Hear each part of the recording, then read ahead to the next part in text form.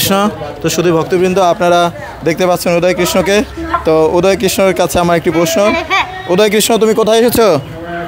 আমি নাঙ্গল বন্দে এসেছি। হরি বল। তোমার কেমন লাগছে? ভালো। তুমি এখন কি করছো?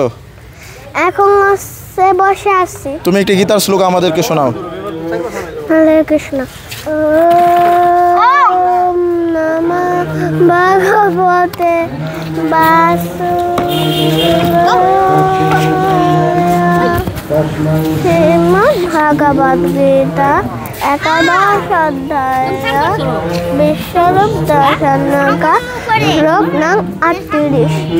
অর্জুন বাচা তমাদিদেবা পুরুষঃ পুরাণ ইষ্টমস বিশ্বাস পরম নিধানম বেদং বেদং চ পরম চ ধাম তয়া ততং বিশ্ব অনন্তরূপম। আচ্ছা, তুমি এখন আমাদেরকে বলো কলিযুগের ধর্ম কি? হরিনাম সংকীর্তন। আর আমাদের কি কি ব্রত পালন করতে হয়? একাদশী ব্রত। আর তুমি এখন আমাদের মাঝে একটু হরে কৃষ্ণ মহামন্ত্র কীর্তন করো।